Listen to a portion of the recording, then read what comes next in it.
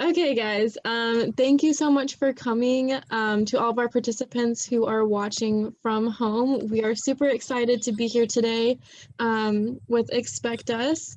So I'm going to introduce a few things before we get started. First of all, my name is Rachel, and I am a programs chair on the University Program Board, and we basically just plan a whole bunch of events for you students. We do have a couple events coming up next week. We have a virtual self-defense class, which will be held on the 24th at 6 p.m., and a virtual music bingo with host Big Papa G on the 26th at 7 p.m. And if you noticed in the chat, we do have some more Black History Month events coming up. Jessica Mode sent out a chat message. But really quickly, I'll go over those for those who did not get that message. So next week we have Black in St. Louis, Reimagining Criminal Justice, which will be on the 24th at 6 p.m. Kumbah, or Creativity, centering Black UMSL voices on the 25th at 7 p.m. And then last we have On the Beat with Leroy Moore and Keith Jones, turn up the voices of Black disability advocates on the 26th at 4 p.m. So, we are very excited and honored to have members of the Expect Us group here with us today to share their insight on what it means to be local activists and organizers. But before we get started with the panel discussion, there are a couple things that I would like to mention. So first, kind of how this will work, we will start off the session with questions that were submitted to us and to the panel ahead of time. And then after that, we will go ahead and open up to a live Q&A session for the panelists to answer some questions that you guys might have during the event. And when that happens, you might notice that the chat is disabled for the participants, for you guys. So we ask that you please use the Q&A function. You can find that at the bottom of your screen. It just says Q&A, and you can type in a question there, and we will try to get to as many as we can before the time runs out. And so lastly, we ask that everyone please remain respectful and considerate with your questions, and also to view this event as an opportunity to listen and to learn.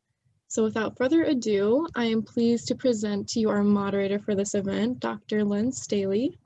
Dr. Lynn Staley is a teaching professor in UMSL's Department of English and Gender Studies program. She's a member of the English Department's Black Futurity Group, a facilitator for anti-racist and inclusion programs with the Office of Diversity, Equity, and Inclusion, and a member of the Black History Month Planning Committee. She's an actively anti-racist educator and is working on a daily basis to check her privilege and challenge systemic racism. Thank you so much, Rachel, and thank you everyone for inviting me to moderate this wonderful event. I am so excited to talk to everyone who's been working with Expect Us and doing so much for the St. Louis community.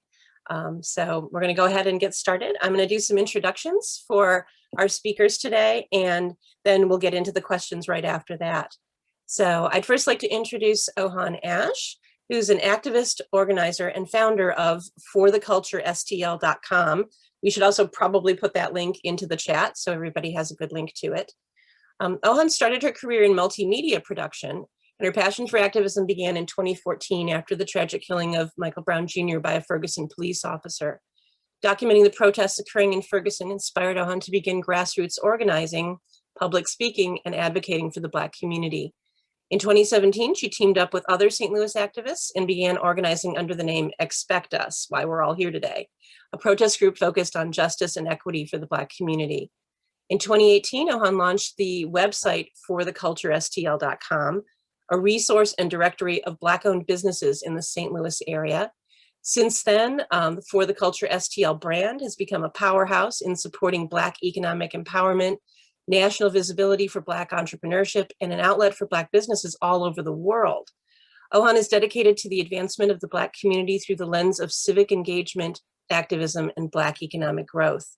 She often says, I quote, "Once you work so the most impacted and disenfranchised parts of our communities heal and thrive, then you're working for the entire community to heal and thrive." So welcome, Ohan. Cheyenne Green is a grassroots organizer and an advocate for Black lives and social justice change. She's continued her work from 2014 with Lost Voices, which began during the Michael Brown Jr. uprising, and has continued working on political campaigns and taking it to the streets. So welcome, Cheyenne. And then also Representative Rasheen Aldrich, a Democrat who represents the Riverside District in St. Louis City, including, I hope I get this right, the Old North neighborhood, downtown St. Louis, Carr Square, Benton Park, and the Soulard neighborhood. So that's the 5th Ward. Aldrich has been involved in politics and community organizing since he was a young man. He was a leader in the local Fight for 15 movement known as Show Me 15. Aldrich was an activist during the Ferguson uprising and was later appointed by former Governor Nixon to serve on the Ferguson Commission. He met with President Obama in 2014 to discuss community and policing relationships. Aldrich ran for 5th Ward committeeman during the 2016 primary election and won, yay, in a special election after a court ruling for a new election made him the youngest African-American committeeman in St. Louis City history. So welcome to all 3 of you. Thank you so much for being here on this rather cold day. We look forward to hearing what you have to say about Expect Us and all of your activities. So I'm going to get started and just sort of ask a broad question, and all of you can chip in on this. How did Expect Us specifically get started? What's its mission? And how are you getting the word out about all the many things that Expect Us is doing? So kind of give us a nice intro to Expect Us. And I don't know who wants to jump in on this. I'll take that first. So in 2017, we were looking at Officer Jason Stockley, who was on trial for the murder of Anthony Lamar Smith from 2011. And from 2014, we already knew what St. Louis was going to do. We knew that he would be found not guilty. So for a while during the trial, people were just sitting outside of the court building every single day, to the point that a few of us started organizing and had a protest. And from there, I think people were just making calls to each other, people that they knew that protested from Ferguson up until now that were active and wanting to be engaged, and decided that we wanted to be proactive this time instead of reactive for the non-guilty verdict. So we decided to come together, organized. We wanted to focus on economic protest to ensure that we are being paid attention to, because we know that money is what matters. So I know that is how I got on board, but it might be different for everyone else. Yeah, for me, I mean, so like Ohan really covered a lot of like its first form in 2017.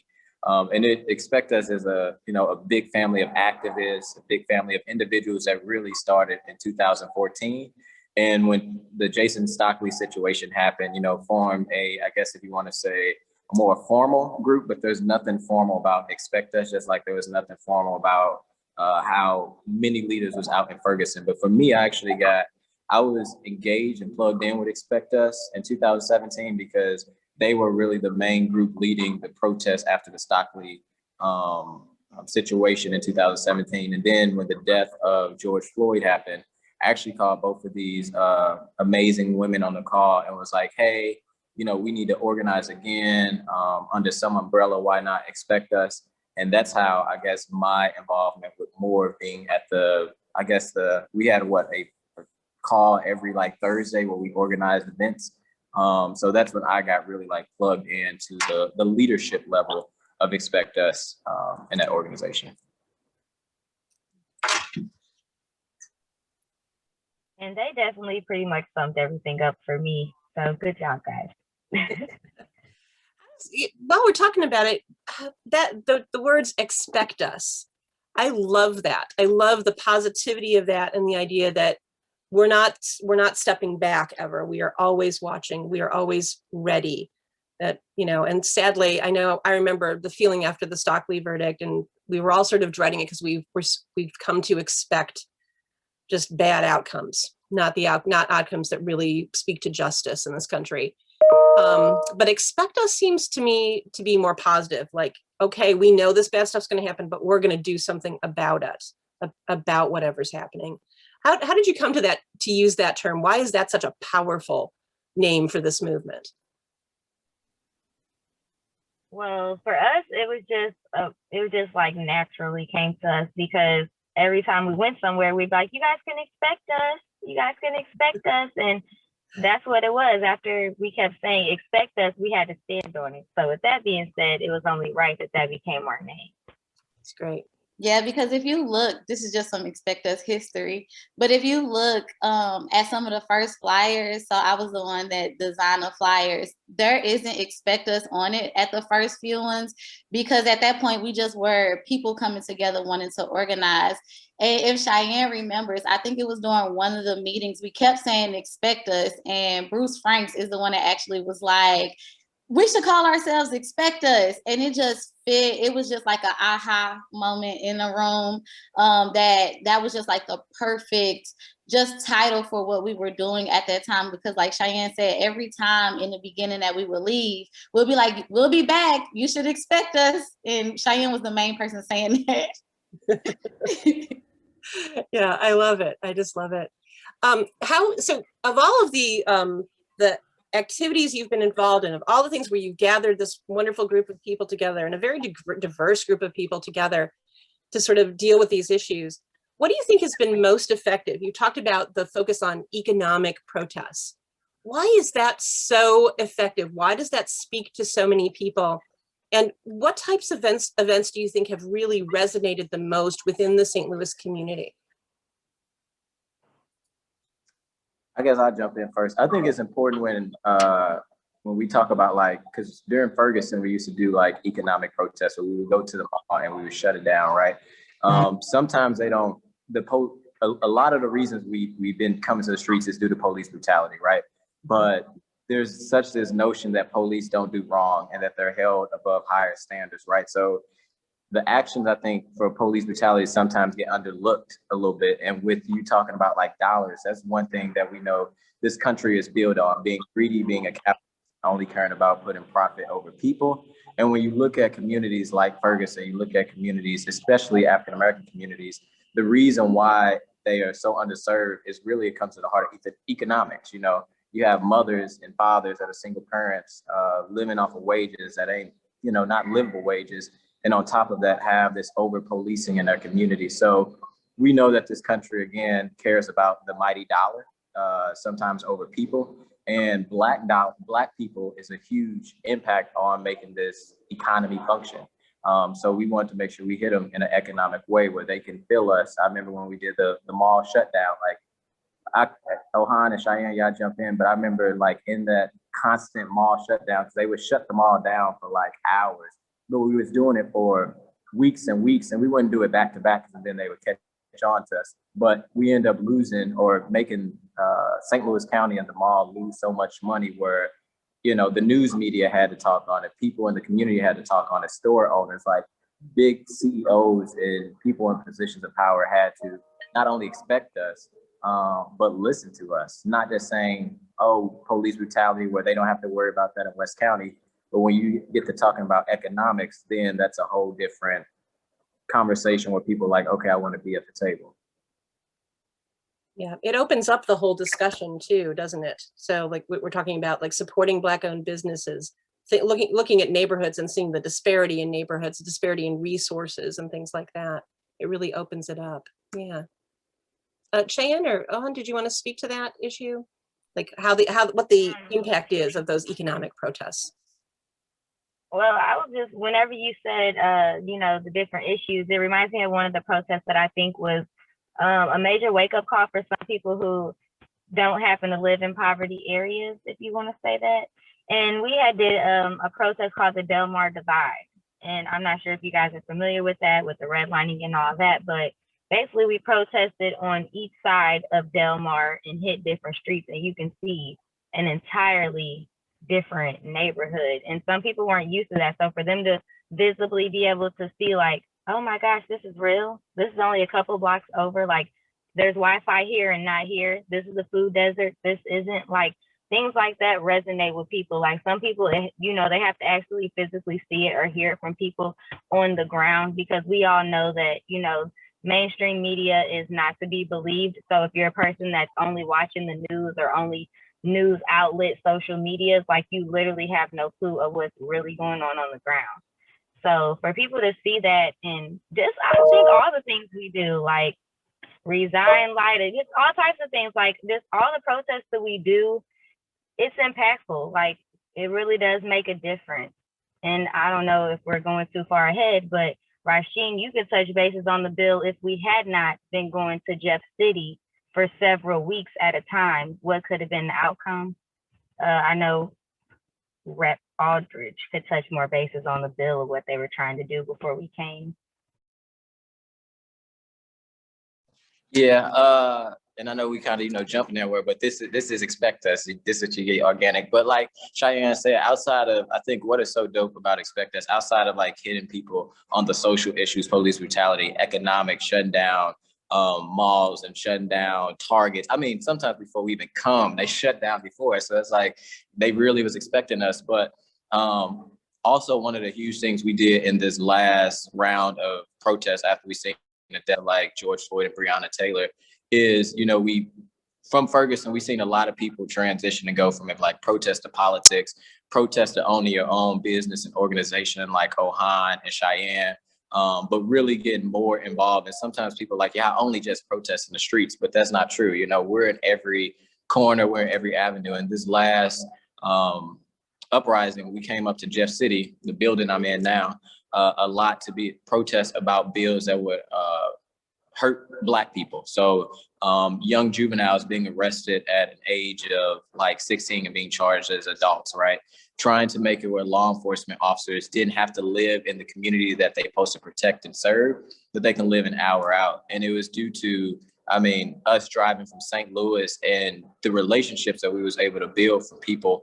We would get up at 8 o'clock in the morning in St. Charles and would leave 2 hours and drive up here around 10 o'clock, do a protest. Ohan would get arrested, her yellow shoes, and other people, and then get back to St. Louis at 8 o'clock. But the dedication that people had was, I think, a huge impact on killing the bills that actually got killed this last session. And you don't usually see that from activists, right? They're like, oh, you guys are just in the streets, but we let them know that, no, we're not just in the streets. We're everywhere. That's the reason we say Expect Us, because we may be in the Capitol, we may be in your church, we may be at your mall, like wherever we are, because the impact on things that impact Black people, if it's laws or policies or economics, have to be addressed and have to be uplifted. And I think we give a space for people to feel okay if they don't know. And it's been plenty of times that I've learned things from Expect Us, especially being led by so many strong Black women that I didn't know. And we use this space as a space where people can feel comfortable, that never had any legislative experience, but knowing that this policy is going to, hurt Black people mainly, lobbying state representatives, shutting down the Capitol, shutting down both chambers, the Senate and the House, where we put like both of them at ease, where they wasn't able to operate that. That's the work that Expect Us do. It sounds like there's been a lot of listening to each other and a lot of connecting in a lot of very different ways. Like there's a real broad spectrum approach to what you're using, which seems to me just really, really smart. And seems to me that's getting the word out in so many different ways that, that you're right, we have to expect it. Yeah, that was one point, just to happen real quick, that I wanted to make as well. I think one of the most powerful things about protests, whether it's Expect Us or any other of the organizing groups that's in St. Louis, is that it gives it a real life approach. So like Rasheen said, not everyone out there knows everything. If we really put it into perspective, for 2020, people saw what happened to George Floyd and Breonna Taylor, and they just knew it was wrong and wanted to do something about it. So they showed up to a protest, and there they might have saw people get tear gas or police overreact. Or in 2017, we saw a slew of things that officers were doing with kettling and arresting and tear gas in neighborhoods and breaking windows and blaming it on us. And it just also gives people that just first step experience of, okay, so they're not lying, they're not making this up, this is happening, this is true. And if it's happening at this protest where we are gathering saying that Black people matter, imagine what's happening to Black people in our communities who don't have the support of the people around them at all times. So I think that's something else that's very special about Expect Us and just protest work in general, is just like that real eye-opening experience that it gives people. Yeah, I think you're speaking a lot too to the influence of social media and getting the word out. As I know we're often very critical of the way mainstream media covers systemic racism, or fails to cover systemic racism, fails to ask the tough questions. But it seems like social media allows you to get the word out. It also allows you to get people to come out for events as well and show the truth. So, and we forced the media to tell our narrative. And it didn't start off like that in Ferguson. It was a bunch of lies, but we forced them because of the work that have been put in from 14 to 17 to where we currently are. When we put out a flyer, the media will inbox one of us like, so where are you guys gonna be? Can we talk to you? Like, instead of them telling the story of what they believe the protest is, we forced them to say, hey, you can't, I mean, to some extent, to sometimes, like, you can't be here if you're going to tell lies, because that's dangerous. That's dangerous because the news media has such a huge outlet and touches people from St. Louis City to St. Louis County to Ladue to Old North to Carsport to everywhere, right? And if you're going to be here and tell the story, tell the actual story. And we really forced them to, or I guess us to control the narrative of what's been going on with the protests that we've had, or combined with other groups. Like Ohan said, if it's been the Resign Lighter, or something where we've collaborated with other groups, where we really forced the media to not be able to just try to sell a sexy story, but actually tell the truth of what's going on and all the hard work that not just the people on this call put in, but the dedications of people that are allies, and we don't even call them allies, they're families that come out day in and day out after they get off work to also say, hey, this isn't right. Yeah. Has the pandemic, has the cold winter, has that slowed things down, or has it simply changed the way that you've approached your activism? I know that a lot of people don't want to be unsafe by gathering in large groups, but we saw tons of people out marching this summer and being safe, wearing masks, but it was also a risk. So are there ways that you could advise our students? We have so many students listening in today. How do they get involved during a pandemic? How do they get involved as we wait for the warm weather to come back? We know that we're still going to have to deal with all of these issues. You know, it's not like something just went away because people had to stay inside and worry about social distancing so much.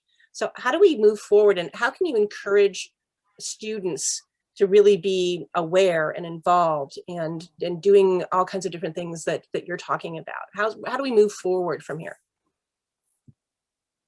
Well, I can start off. I know that the pandemic, I wouldn't say it really slowed us down, because we always say rain, sleet, hail, snow, like hell no, we won't go. So the weather really isn't the case. It's just simply the issues and organizing. You have to be able to organize. You can't just, go off emotions and just move, especially with us knowing that, we have a following behind us. Everybody can, do whatever they like. It just depends on what your interest is. Some people work with the unhoused. Some people are like, I can't come out, but because I'm just disabled, but I can drop off some waters, or I can share your post, or I can go talk to my racist uncle and go check him about this white privilege he has. The pandemic, although we've been dealing with it for a year, we're risking our lives every day as Black people. Sandra Bland, Samir Rice, we're always risking our lives. So for us, that really isn't even a question to us. It's just our passion and what we feel like is our duty. We really have to fight for our freedom.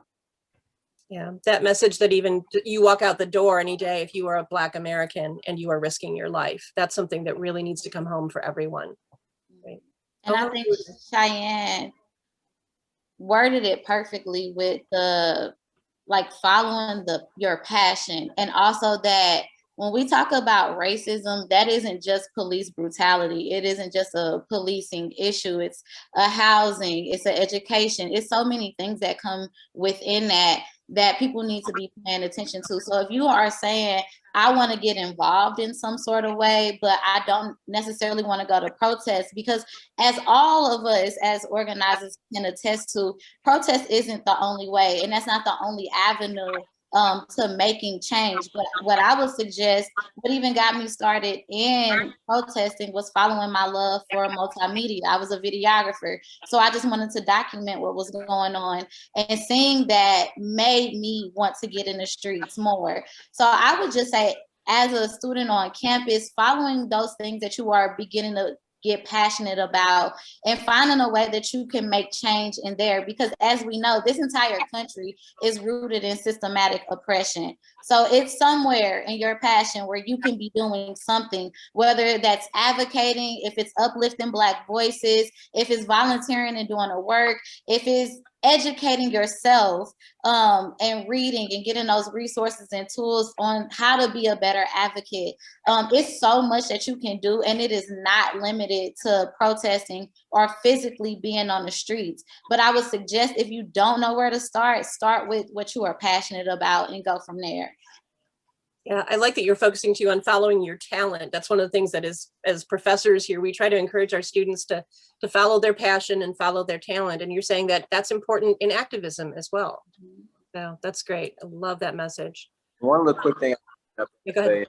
and to piggyback off Cheyenne and Ohan is, like you say, we were in a pandemic, but I mean, for Black people, we have been in a pandemic for generations. So this was like just another pandemic for us, but we did make sure, knowing that the people that come out are family, we did the most that we could, like, you know, wear masks, have hand sanitizer, do the things that the CDC guidelines said was safe. But we looked at it as, this pandemic is no different from the pandemic that Black people have been in, when we've seen Black men and women and Black trans women and women being gunned down, and their life not being valued. And like Ohan said, you don't have to, I always tell people, you got a role to play in this movement.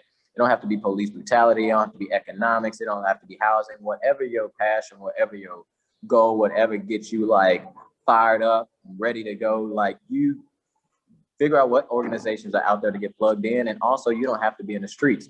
You ain't got to be the loudmouth like me on the bullhorn. You don't have to be, you know, taking the like Ohan. You ain't got to be like Cheyenne, making sure we get everybody organized, right? But figure out your role, because everyone has a role to play in the movement, in this movement for justice, in this movement for equality, in this movement for liberation of people. And one thing I love about our movement that we've been able to build is a multicultural movement. Young, old, Black, white, gay, straight.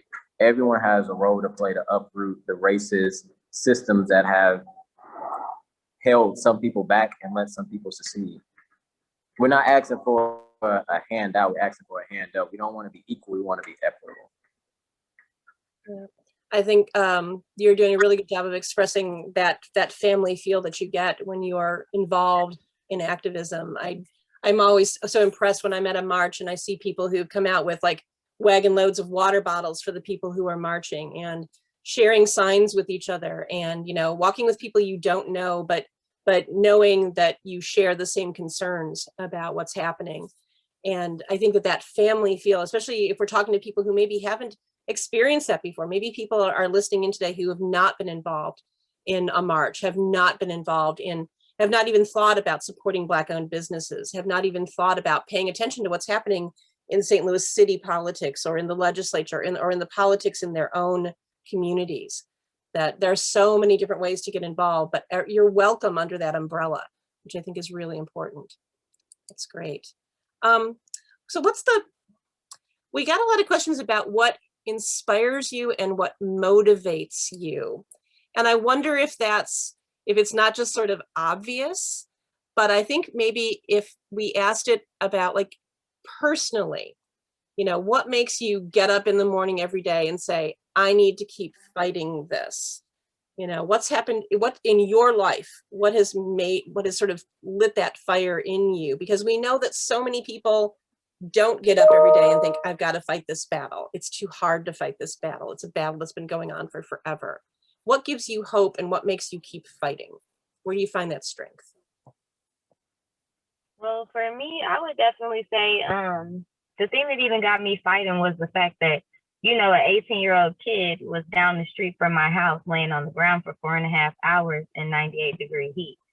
So me seeing people that didn't even know this young boy crying and being so passionate about someone that they didn't know, I wasn't used to that in my community. So seeing people organically come together for someone they didn't know was just something that just stuck with me. Like, hold on, what is this? This is what we're doing? And I had went out to the streets every single day after that. You can go to sleep with literally chants in your head. You're so excited to wake up the next day and do it. And more importantly, it was my kids. You know, I have Black boys. I do have a Black daughter. So my kids are definitely the motivation for me. And then me being around my organization, my other activist friends, just even our movement family through Expect Us, you know, they give me hope as well to see more and more people come out. We may have 50 people one day, 3,000 the next. Like, that gives me hope, because each of us can take back one conversation or one thing that they learned to someone else, and it just goes on and on and on. So that really keeps me motivated. I'll say for me, it was my what really like opened up my eyes to injustice as a reality that I lived in, living in a community where, you know, I didn't have like a neighborhood park, or I didn't have a library, but I would go to a county school because I went to Parkway my whole life, and the world was like totally different. I mean, the air tastes better, the grass was greener, like it was just, I didn't understand why in my own neighborhood I felt like an animal in a cage, but when I would go out to a community that wasn't mine, I felt free.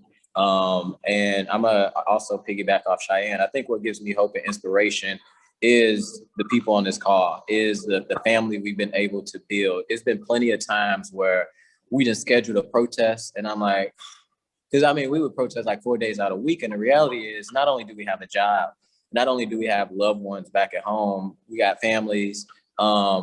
You take a lot of time away from that, and this isn't a paid thing, or we're not looking to get paid. Let's be very clear. We are not paid. There's no paid protesters in this movement, right?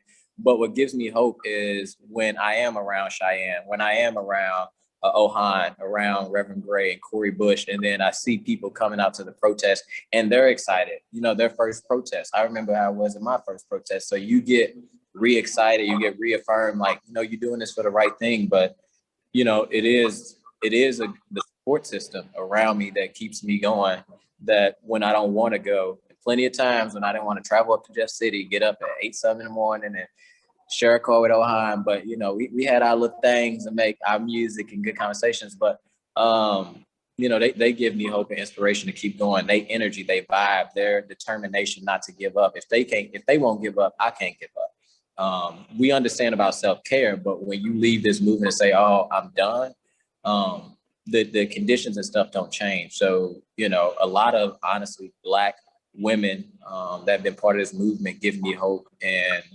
inspiration to keep going.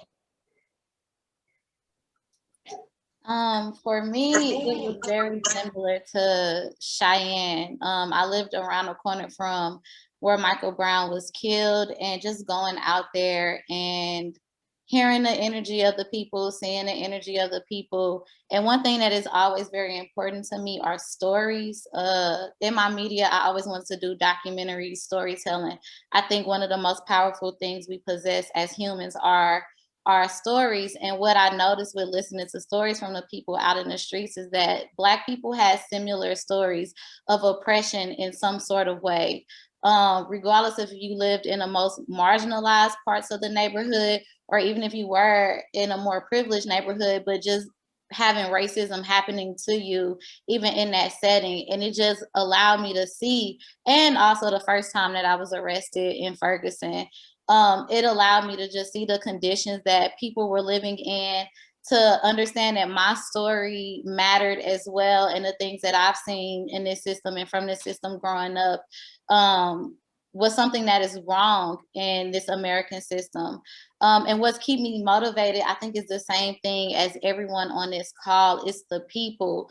It is a certain type of energy when you are at a protest that is just unmatched. Everybody is fired up. Everybody is ready to fight. for injustice, so that we can get justice. And it's just such this loving, passionate family dynamic out there where everybody is uplifted. And in a moment, you matter. I think we touched on this earlier, that you can come from a background of not knowing what love feels like, and you can come out to a protest and feel love just for being there.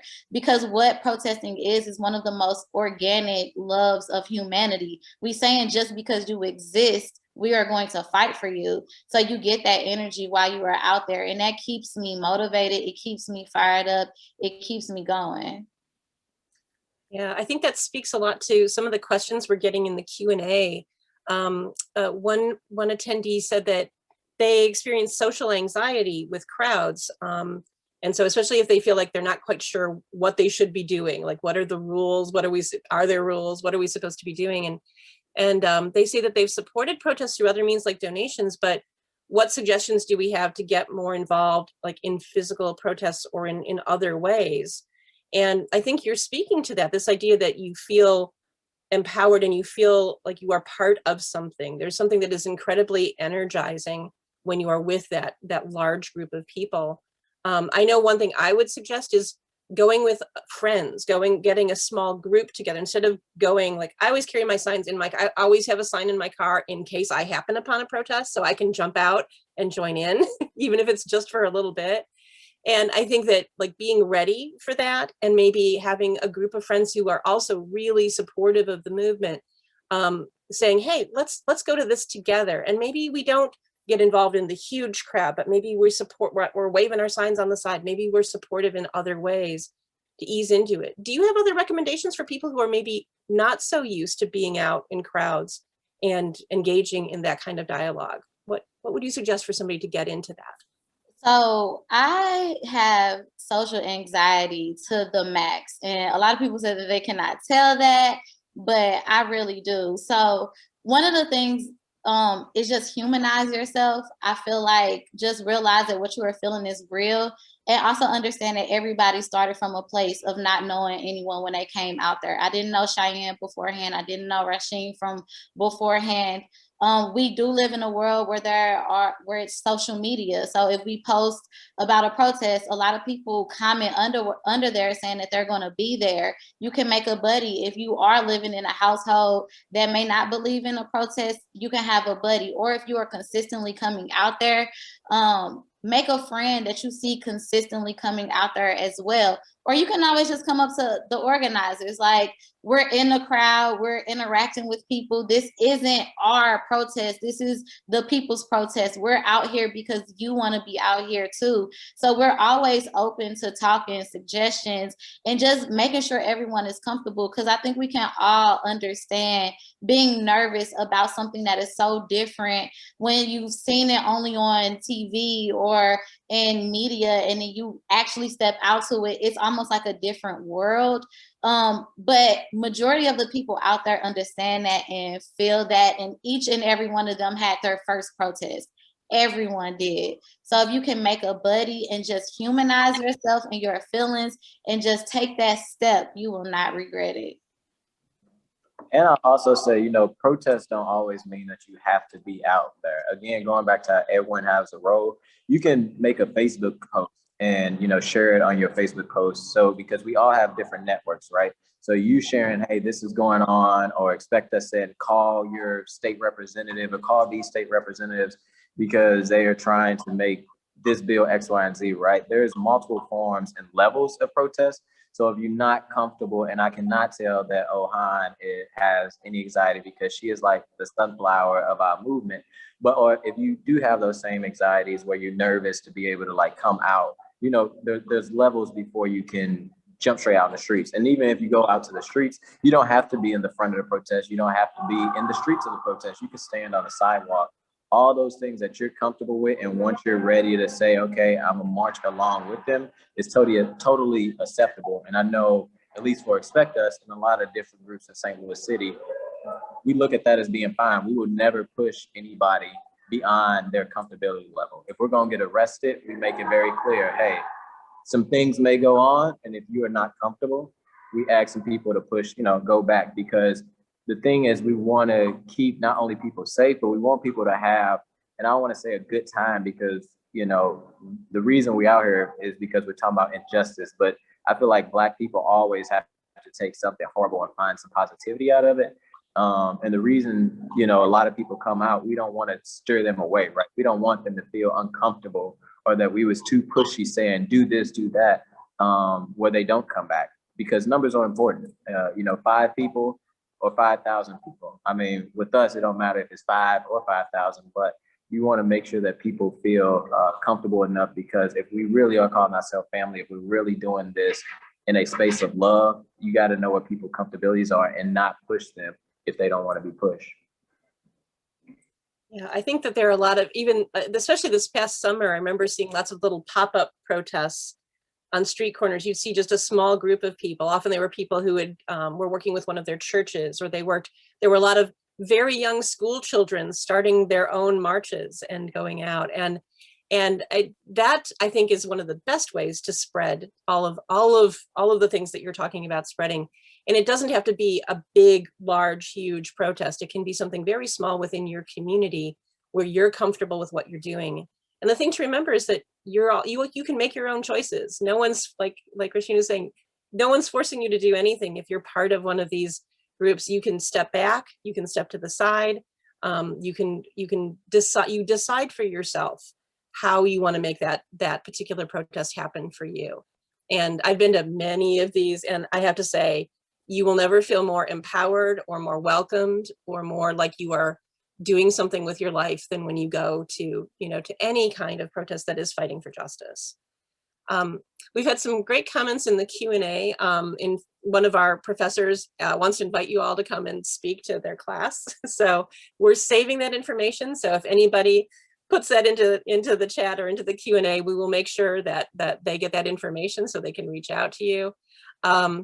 We had a question about how you would pinpoint one, like just one, I know there's so many, but one concrete change that you would like to see take place as it relates to the condition of Black Americans in this country. What would that concrete change be?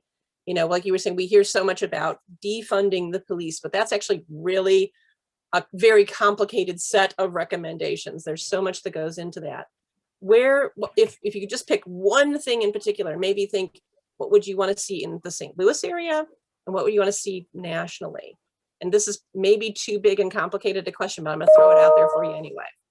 It's really simple for us. I think it's just simply stop killing us. That's it. That's all I want to see, for people to stop killing us. Yeah, and I mean, since you brought up the defund the police, I think, not to push back to our fabulous moderator, but I think it's also very simple. You know, defund money into public safety and put it back into communities that have been pulled from resources. We know when you drive on, and anyone who's, you know, listening, take that moment and drive down Delmar. You know, when you look north of Delmar, it's a total different world from south of Delmar, right?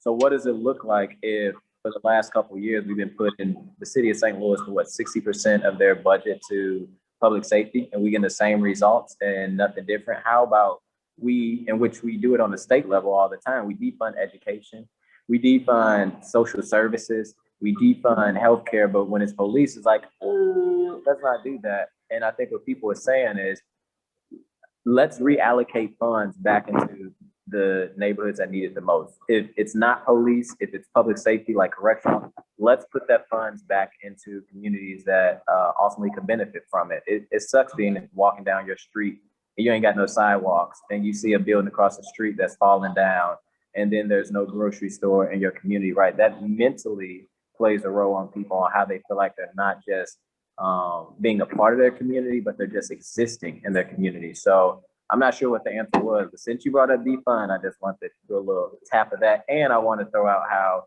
it was so funny last week that Republicans tried to do something up in the state of Missouri to defund the police, the same people that, you know, use this rhetoric in a very race-baiting way, instead of actually trying to have a conversation of what people mean when they say defund the police.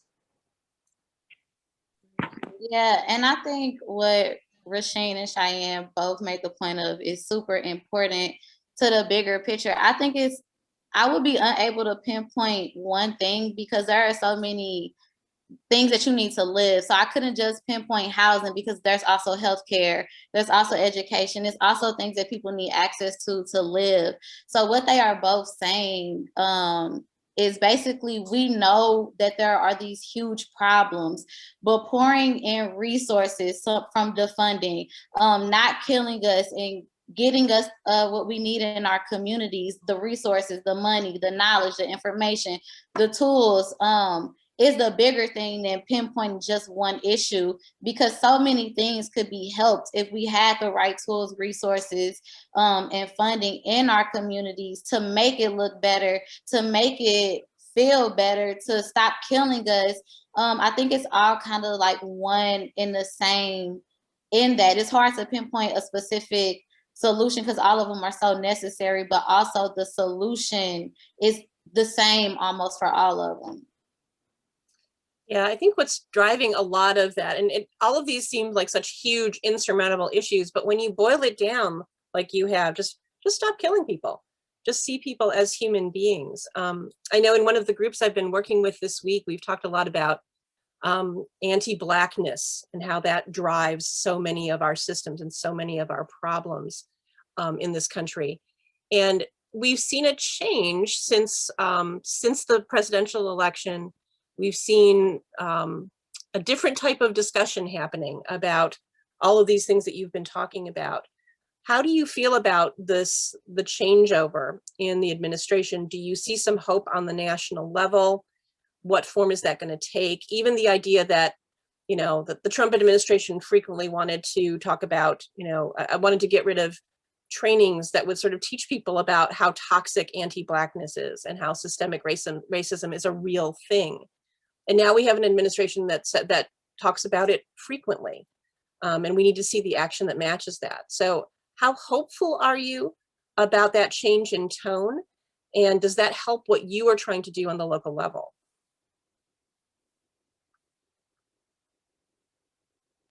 I guess the politician will go first on the political answer. I'm just kidding. I mean, what's giving me hope on a national level is Cori Bush, someone who, you know, started from the trenches out in Ferguson.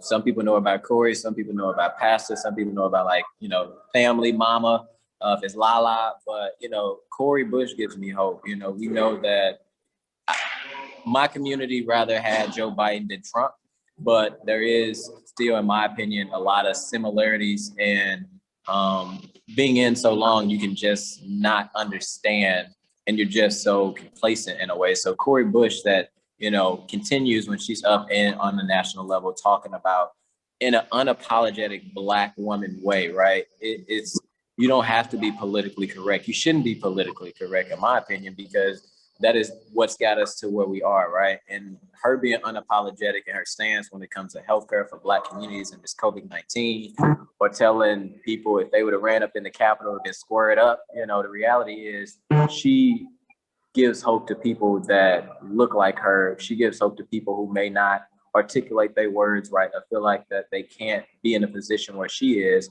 And she continues to be who she is. She's continuously in the streets, but she's also in the halls of Congress to make sure that legislation gets done. So I'm happy that Trump is gone, but more importantly, I think for me, like folks like Cori Bush, and I know there's been a slew of other Congress people from different states that have got elected, but, you know, those people from the trenches that are now in positions of power give me hope.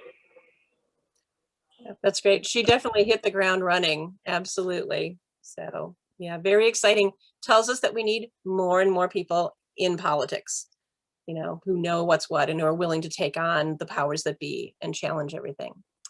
Had a comment from one of my colleagues in English who says that she often takes her kiddos with her to Expect Us protests and is very supportive, and wanted to know if you would be willing to, we know that you take donations, and wondered if sharing either a Cash App or Venmo or something like that here would be a good idea for all of you. So if you have something like that and want to post it, because people certainly could donate. And also those of you who are interested in reaching out to our panelists and would like to bring them in maybe to your classes, have other conversations, you know, please let us know so that we can make that happen.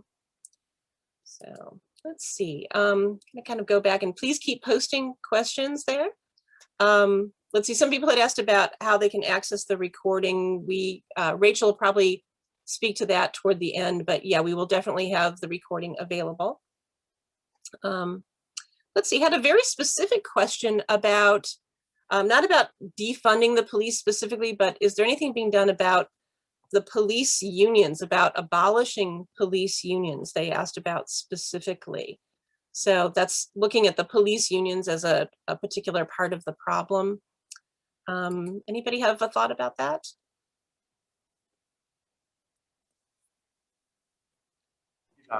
I mean, something that we've done as far as the Expect Us protest, because we know that like police is so powerful due to the union, due to the backing of the union, that, you know, no matter what they do, if a police officer shoots somebody or if they're in jail, you know, literally within like 10 minutes, they get money bailed out, right? So we have, I wouldn't say we necessarily led the fight. There are a lot of other great organizations like Action St. Louis, which we partner with in solidarity because, you know, we're doing all this work together.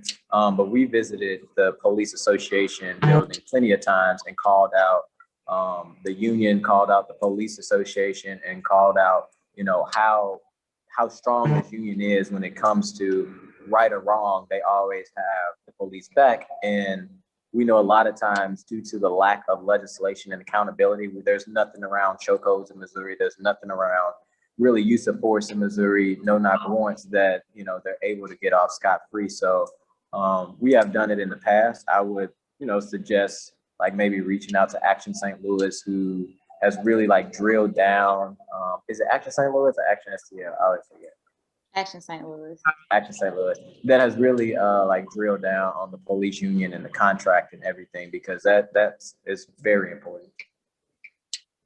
Yeah, and it's complicated too on the judicial end and on the prosecutorial end as well. What can be taken to the police when they do something that is obviously completely inappropriate. And we all see that out there, but there are all these protections in place, not just from the unions, but from other perspectives as well. Good. We have a question about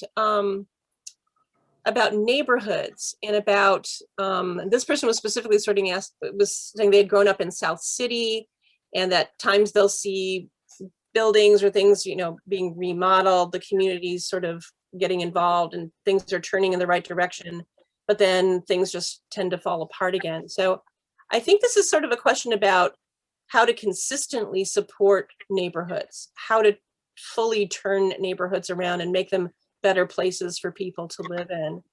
We talked before about the Del Mar divide, and we know that there are lots of Del Mar divides all over the city and in the county as well. It's not just the city. So how do we change that outcome in terms of neighborhoods and in terms of making every place more livable for everyone in St. Louis? Well, I would say not. Go ahead, Shel.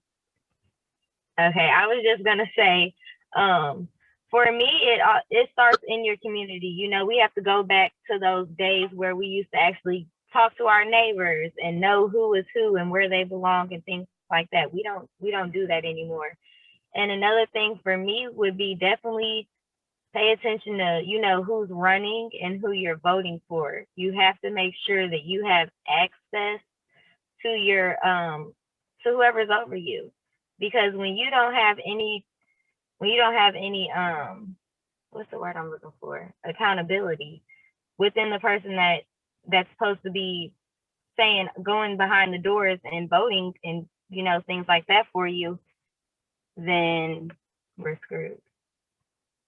So I think it really has to do with voting and picking who really needs to be in office. I think that plays a major role, because we just go by key names of, oh, I've heard of him before, they've been here for 20 years, or my cousins that vote for this person. Like, actually doing your own research before we just keep putting people in office, and then we're not able to contact them, and then we see these contractors coming in, you know, getting a tax write-off, and it's not benefiting the community, and just all different types of things like that. So really getting involved in your local community politics. Mm-hmm. Yeah, so you're saying not just voting for somebody, but actually following up on what they're doing once you voted for them. Yep, Rep Aldridge, we're talking to you. There you go.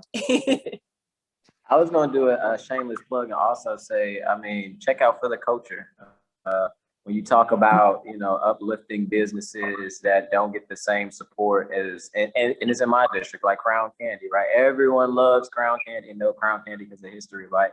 But there's a lot of different businesses in Northside that is also, you know, very helpful and beneficial. So, I mean, that's just kind of my little plug in there, is, you know, check out For the Culture, because it is so much from food to clothing, apparel, to be able to support people that may not get that same foot traction compared to other people.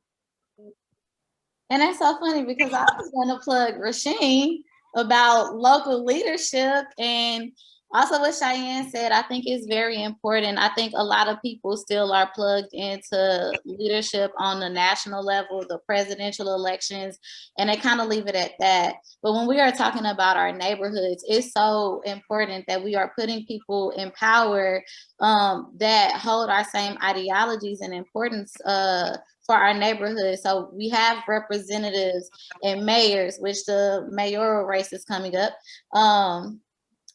that reflect the issues and the things that we want to see in our community, as well as being community members that are active and making sure that our communities are better. So if that's supporting businesses, supporting organizations, getting involved, if it's uplifting, donating, helping, but I think it's a hand-in-hand job with the system that we are living in, that we have to have leaders as well as community members willing to do the work to keep it consistent. That's great. And you all make it pretty easy for people to connect. It's easy to find out, you know, when you're running for re-election, you need people in your office, you need people advocating for you. So, but we need to look for that. We need to find out about that. And at the university, we need to do a good job. And I think we do a pretty good job of getting our students involved, letting them know where to go if they want to find out about more candidates, bringing candidates in, having forums, giving people a chance to ask those questions. Great. Let's see, we had a question about qualified immunity, either revoking it or reforming qualified immunity. Does anybody want to speak to that?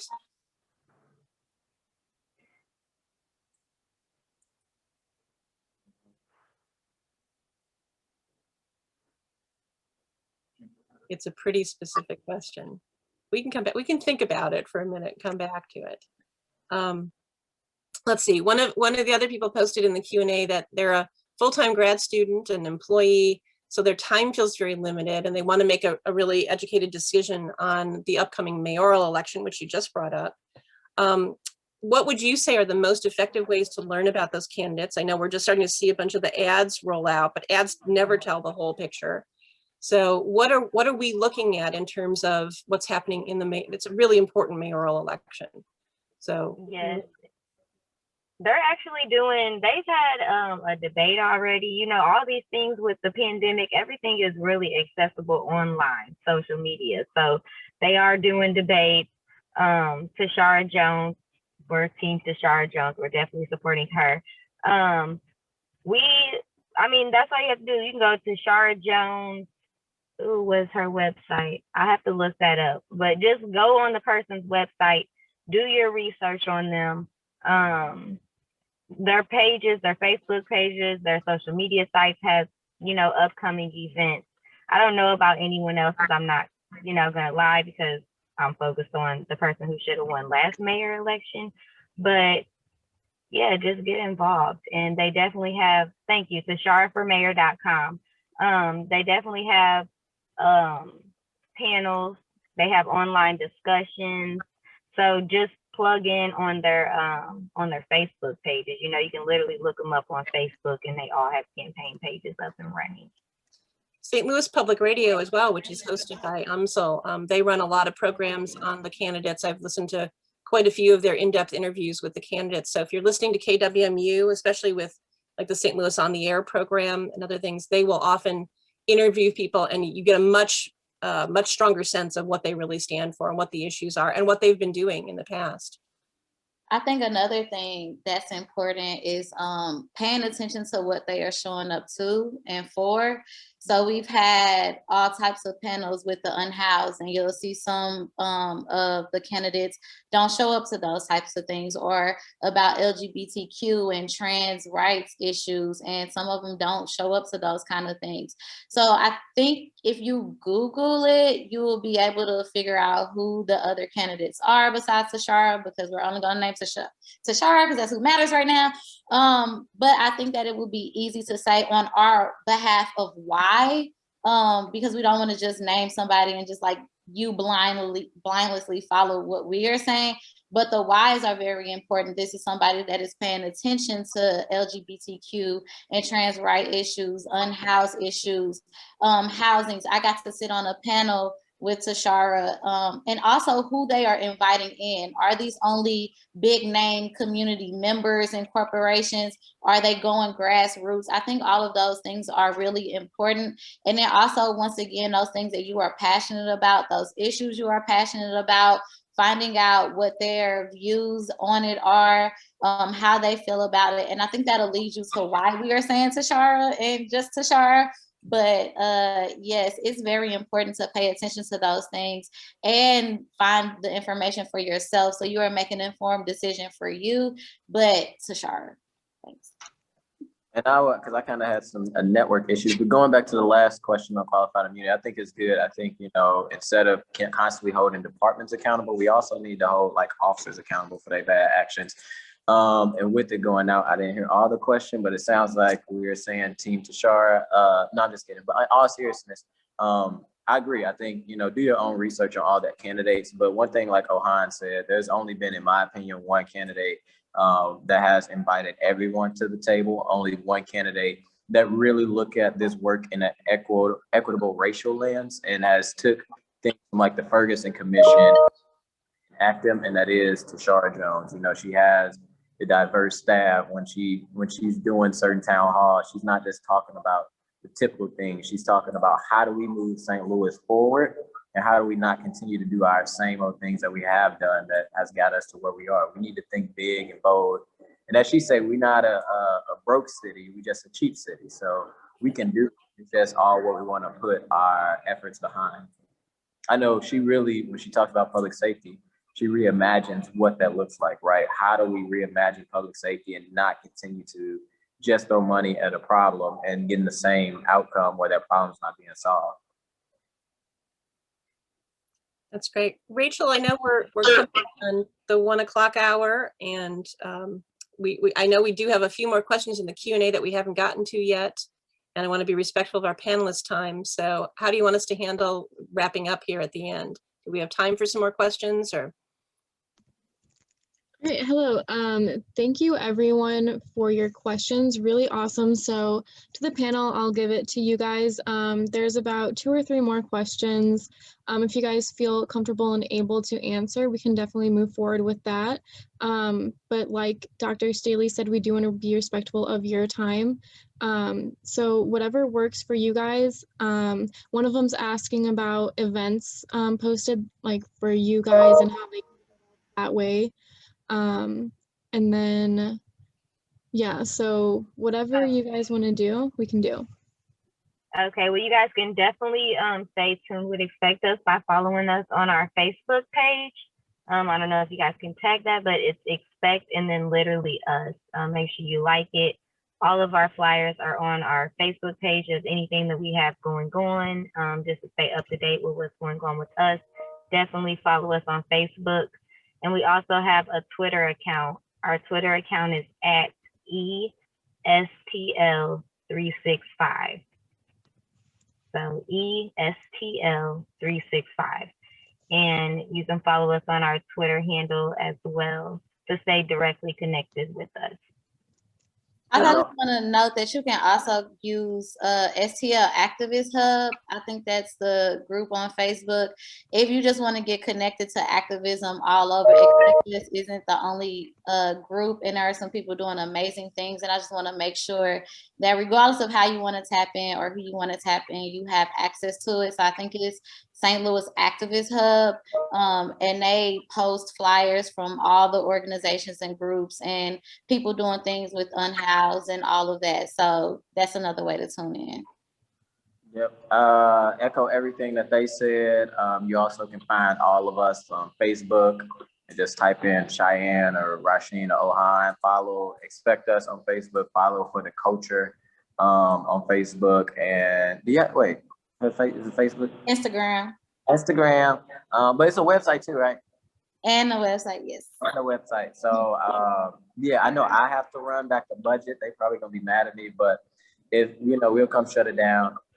Upset and they get the tripping, right? Yeah, we need to come back to the Capitol, but I will say, yeah, follow Expect Us, because I'm sure we'll be doing some things very shortly where we'll be back as we've been, respectful, letting people spend time with their family. But one thing about this fight is we can't stop, and I don't think none of us is going to stop. So, Thank you so much. I know you have to. I would be remiss if I say it is not fair to not have Ohan do a Sada chant. Absolutely no. We can do it all together then. And this chant that I'm talking about is a chant that we did in Ferguson. Actually, I'm going off the rest of my LA. Oh, you took the hoodie off. Anywho, it's a chant we did in Ferguson where after every protest we would say it just to remind each other that we are in this fight together, that we are grounded, that we may argue, we may fuss, they get on my nerves at times, but at the end of the day, we are in this together, and we ain't going back. We're only going forward. So do we want to do it together? Okay, on three. One. It is our duty to fight for our freedom. It is our duty to win. We must love and support each other. We have nothing to lose but our change. And if you gotta finish it, Shell. I know. Yeah, because Shell yells. I'm about to say it's want to break people's earlobes and stuff. It's harder to do on Zoom. Well, thank you so much to all of our panelists. Like they said, we must love and support one another in this fight, in this movement. Thank you guys so much for coming out today. I hope that all of our students had an opportunity to listen and to learn. I hope you guys take care and have a great rest of your day. Thank you, Ohan. Thank you, Cheyenne. And thank you, Representative Aldridge, and our moderator, Dr. Lynn Staley. Thank you so much. You all. Great job.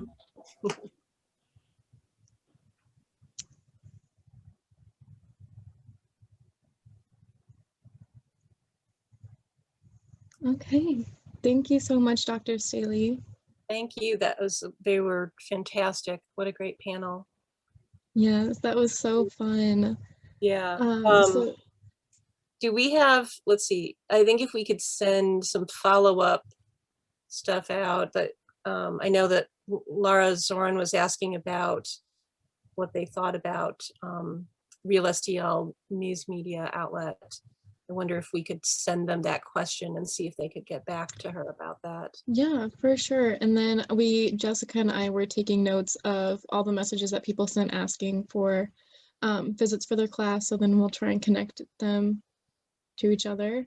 That's and good. Then when it comes for the recording, I'm going to ask them if it's okay if we post it on YouTube and share the link. Mm-hmm. So. Fantastic. Yeah, and with if you've got like all of the links that are in the chat, if we just want to list those. Oh yeah. Well, when it goes, I think that's always really helpful because not everybody necessarily can grab those during the conversation, but being able to share that out, like, thank you for attending, and here are all of the links that we shared. I think that would work. Perfect. Yeah, that was great. Yeah, we almost could have done, an extra half hour. Oh, I know. There's so much. Yeah. I was a little worried we weren't initially getting a lot of questions in the Q&A, but I think it worked perfectly. I think it was good because I kind of mentioned we're not going to open up for Q&A until like the end. So I think people are like, okay, we'll wait. So. Yeah, they were answering like some of the prepared questions we had. They kind of were covering, so I didn't want to go back over anything. And that's when I moved over to the Q&A, and they really started to pile up in there. So yeah, we had just the right amount. I think it worked really well. Yes, absolutely. Okay, well, thank you again so much for your time. Thanks. Take care and good luck with the rest of your week. Thank you. You too. You did a great job today. Thank you. Thank you. Bye. Bye-bye.